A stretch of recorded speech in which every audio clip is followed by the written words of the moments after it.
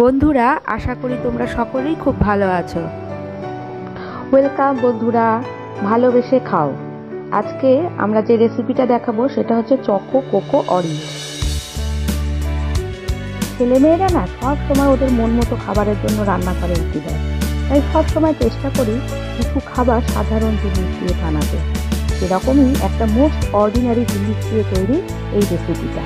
কিন্তু খবরদার দিয়ে বানাচ্ছেন কাউকে বলবেন না, তাহলেই কিন্তু আপনার রেসিপি একদম পাঞ্চার হয়ে যাবে। আর প্রথমে কয়েকটা টিপস আপনাদের দিয়ে দিই। প্রথমত, কোকো পাউডার সবসময় ঘরে থাকে না, যদি না পান তাহলে শুধু অরিও বিস্কুট দিয়েই কাজ সারে। অর্ধেকটা বিস্কুট আপনি পেস্ট করে নেবেন, কোকো পাউডারের কাজ সারবেন, আর অর্ধেকটা বিস্কুট দিয়ে আপনি ডেকোরেশন করবেন। আর একটা কথা, টেক্সচারটা কিন্তু ইচ্ছা করেই আমি একটু হালকা নরম রেখেছি, যেটা আইসক্রিমের মতো শক্তও না আবার শেকের মতো তরল না। আপনারাও এটাই ব্যবহার করবেন। আর ফ্রিজ থেকে বের করে সঙ্গে সঙ্গেই খাওয়ার চেষ্টা করবেন। দুধ লাগবে 3 কাপ, চিনি লাগবে 2 কাপ, চিনিটা আমরা পেস্ট করে নেব পরবর্তীতে। ময়দা লাগবে 2 টেবিল চামচ, সাদা তেল লাগবে 1 কাপ, কোকো পাউডার আমাদের লাগবে 2 টেবিল চামচ, আর লাগবে অরিও বিস্কুট। এটা একটা প্যাকেট কিনলেই আমাদের হয়ে যাবে। প্রথমে আমরা 1/2 কাপ জল নেব, 2 চামচ ময়দা এটাতে ভালো করে গুলে নেব যাতে কোনো দলা না থাকে।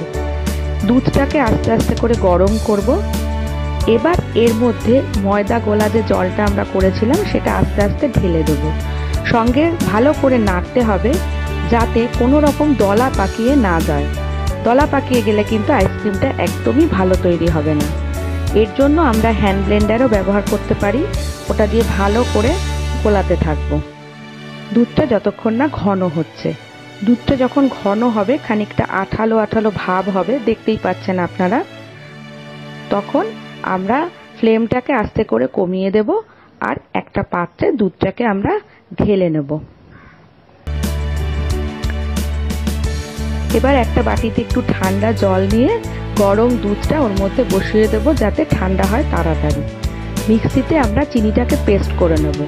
এবার তার উপরেই আমরা ময়দা আর দুধের যে ব্যাটারটা তৈরি হয়েছে সেই ঠান্ডা ব্যাটারটা আস্তে আস্তে ওর উপরে আমরা ঢেলে দেব। মিক্সিতে আমরা 2 চামচ কোকো পাউডার যোগ করে দেব।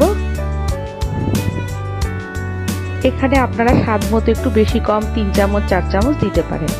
এটাকে ব্লেন্ডারে আমরা 1 মিনিট ধরে ব্লেন্ড করে নেব।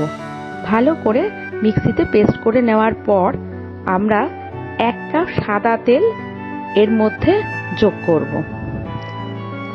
সাদা তেলটা দিলে আইসক্রিমটা খুব স্মুথ তৈরি হবে। এবারে মিক্সিতে আবার 1 মিনিট আমরা এটাকে ব্লেন্ড করে নেব। দেখুন, এবার পেস্টটা অনেকটা দেখতে এইরকম হবে। এর মধ্যে চিনি আছে, সাদা তেল আছে আর ময়দা আছে। এবার এটাকে একটা এয়ারটাইট পাত্রে অবশ্যই রাখতে হবে। ভালো করে হাত মুছে নিতে হবে। হাতে জল থাকলে কিন্তু আইসক্রিমে কাঁচ কাঁচ ভাব থেকে যায়। আর একটা পাতলা প্লাস্টিক দিয়ে এটাকে মুড়ে দিতে হবে, তাহলে এয়ারটাইটটা খুব ভালো হবে আর আইসক্রিমে একটা ক্রিমি ভাব আসবে। আমরা যে কাঁচ কাঁচ ভাবটা পাই সেটা একেবারেই থাকবে না। এবার বক্সটাকে ভালো করে বন্ধ করে ঠিক 3 ঘন্টাই কিন্তু আমরা ফ্রিজে রাখবো, তার বেশি নয়। 3 ঘন্টা রাখলে ঠিক ব্যাটারটা একটু হালকা হালকা শক্ত হবে, খুব বেশি শক্ত কিন্তু হবে না, নরম নরম থাকবে। এবার এটাকে আরেকবার আমরা মিক্সিতে ভালো করে ব্লেন্ড করে নেব। এবার এটাকে পুনরায় আগের মতো আবার বাক্সে ভরবো, হাত মুছে প্লাস্টিক চাপা দিয়ে আবার আমরা এটাকে ফ্রিজে রাখবো। 2 বার এইভাবে করলে এটা অনেকটাই ক্রিমি ভাব আসবে আর আইসক্রিমটা খুব স্মুথ হবে। আমি যে আইসক্রিমের এই রেসিপিটা তৈরি করেছি এটাতে কিন্তু আমি খুব শক্ত কিছু করে তৈরি করিনি, এটাতে একটা হালকা গ্রেভি ভাব আমি রেখেছি। এবার এর ওপরে আমি একটা ওরিও বিস্কুট আস্তে আস্তে ছড়িয়ে দিয়েছি।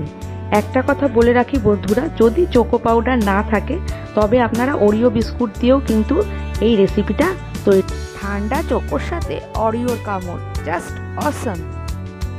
বন্ধুরা ভালো লাগলে অবশ্যই লাইক, শেয়ার অ্যান্ড সাবস্ক্রাইব করুন।